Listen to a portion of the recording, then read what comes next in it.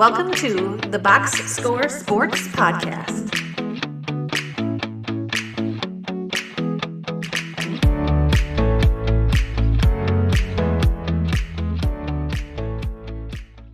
Welcome back, everybody, to this clip of the Box Score Sports YouTube channel. On today's episode, we are going to give out awards for Wildcard Weekend of the NFL. It was a crazy weekend, so we got a couple awards. Let me know if I got some of the awards right, or if you would give the awards to somebody else, or do you have a different award that you would give to a team or player for this weekend of football. And then at the very end of the podcast, I'm just going to hit on one or two teams moving forward, what they'll do. I mean, on this clip, I should say. So if you want my take on that, you can stay. Otherwise, after the awards, feel free to go. But before I begin, please like the video and subscribe to the channel if you like what you're listening to. And thanks so much for watching. So let's get into our first award for the Wild Card Weekend. I'm going to give kind of a generic one, MVP of the week. I'm going to give it to Derrick Henry.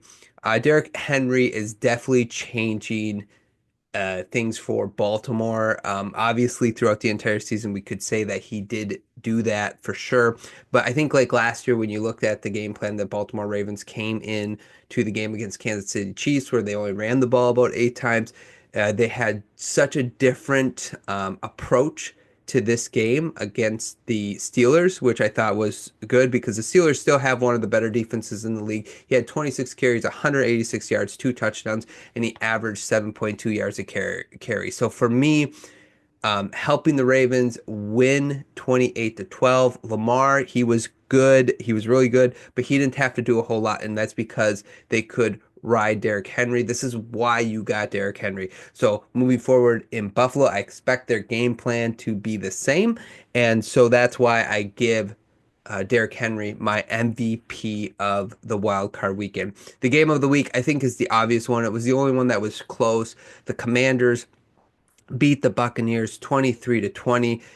Daniels did not necessarily look like a rookie out there. He was 24 of 35, 268 yards passing, 2 touchdowns, and 36 yards rushing.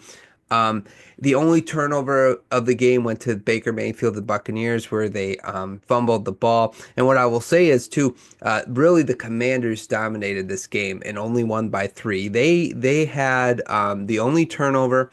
They had the ball for 35 minutes and 26 seconds compared to about 24 minutes.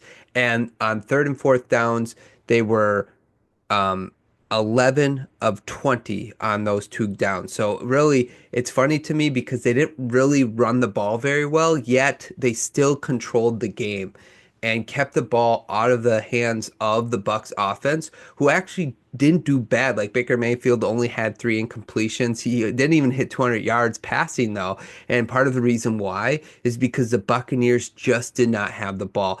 The Commanders went out there, controlled the game, and then they finally kicked the game-winning field goal that now will match them up against the Lions, and the Bucs are going home, which was a surprise for me because I thought the Bucs would pull it out, but good for the Commanders. Now they got the Lions, like I said. But this game was a fun game to watch, and this gets our game of the week for Wild Card Weekend.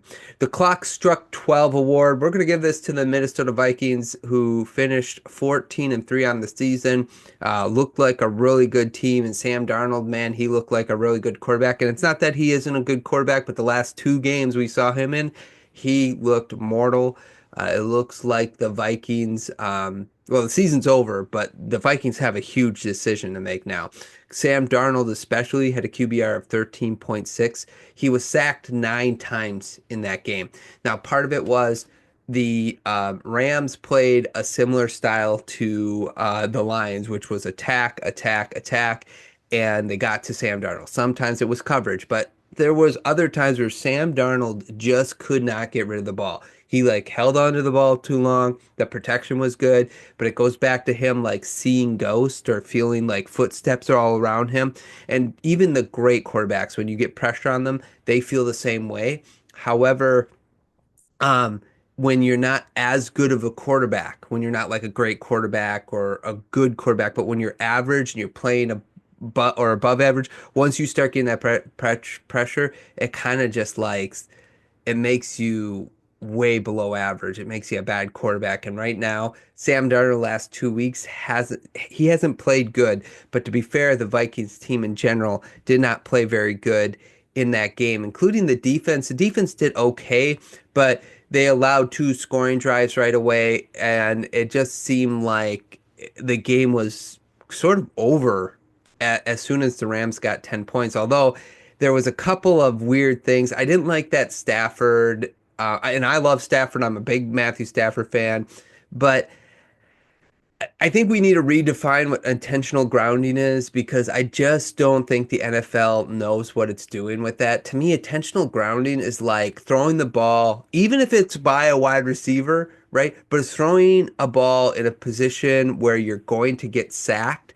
and you don't want to take this sack. So you just throw the ball to the ground, even if there's a person. You have no intention of completing the pass. You're just getting rid of the ball to avoid the sack. Whereas there's sometimes they'll call it and you can see like it's a receiver quarterback miscommunication where the receiver will do like a hook route and the quarterback thinks he's going to do like a fly and they'll be like, oh, that's intentional grounding. And when it clear, but the quarterback was not under pressure.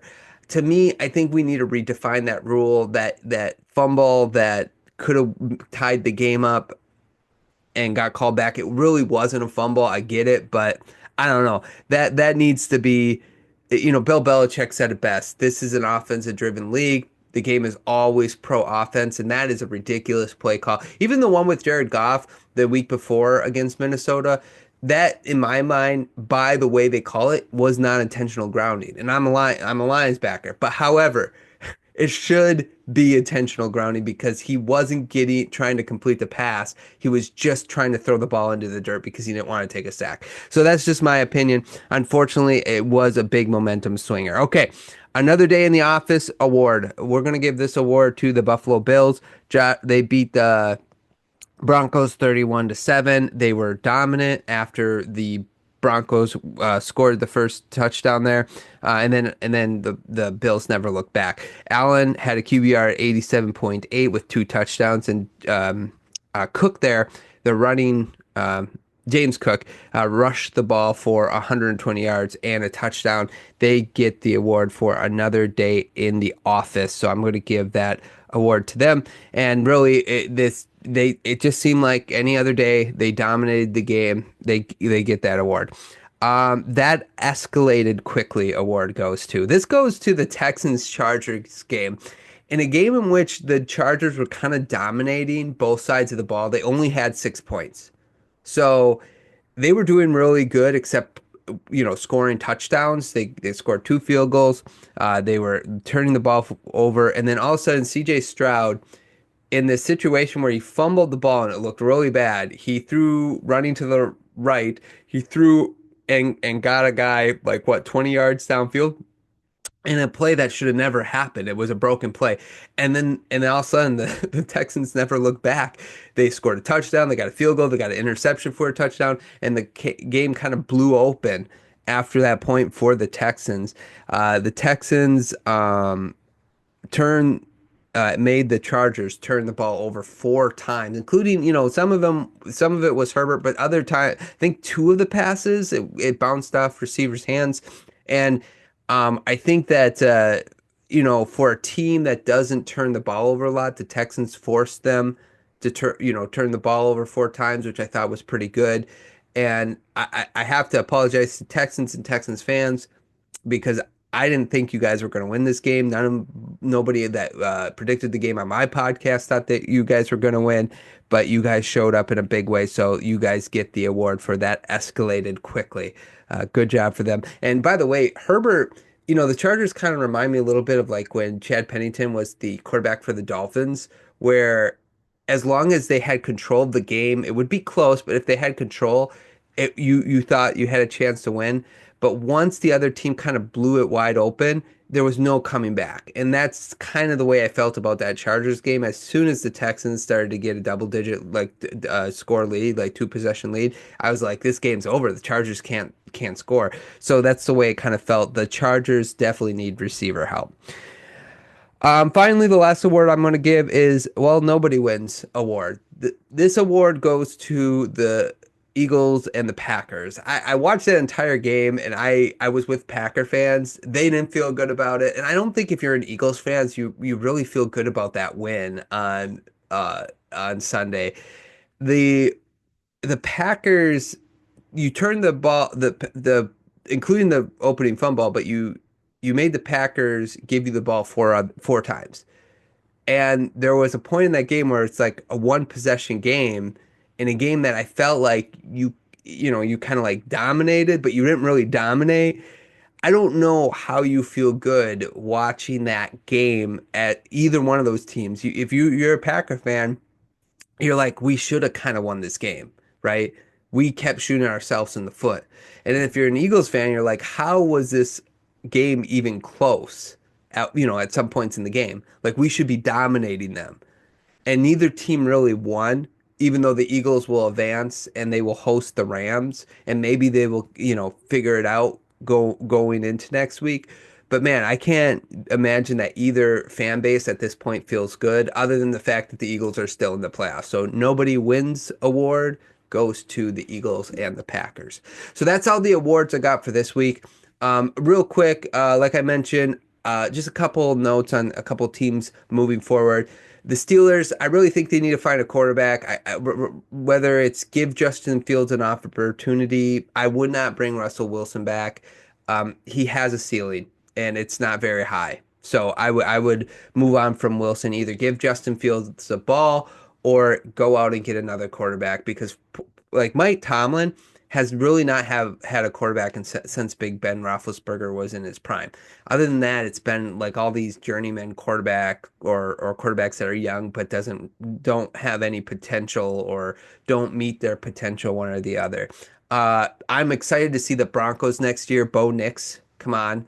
I think he's going to be really good. Chargers, we got to get you guys some wide receivers for Justin Herbert if you'd like. I'm sure Tyreek Hill, for us Dolphin fans, are on the trading block. I'm interested to see what the Vikings do moving forward, right? Are they going to franchise Sam Darnold? Are they going to sign Sam Darnold? Are they going to let Sam Darnold walk? What are they going to do with J.J. McCarthy? That is going to be super interesting to witness. And for the Green Bay Packers, they don't need a whole lot. They just need like a corner. But I also think they need to find one of the like a true blue number one wide receiver. So and Tampa, I think they got to sort of run it back. My younger brother, Tampa Bay Buccaneers fan, thinks that they should bring in Cohen as their head coach and move on from Todd Bowles, but we'll see what happens, because really their defense wasn't really great down the stretch, so that's part of the reason why. So anyway, that's all I got for today's podcast. Let me know in the comments down below what you think some of these teams should do moving forward. Let me know if I got the awards right, or would you give some of the awards to someone else, or is there a different award that you would give to a different player or team? Let me know in the comments down below. Please like the video, subscribe to the channel. Thanks so much for watching. We'll talk to you guys real soon. Thanks so much for watching this clip of the Box Score Sports podcast. I hope you guys enjoyed. If you haven't yet, please subscribe to our channel. Follow us on Instagram and Twitter or X. And we'll talk to you guys real soon. See ya.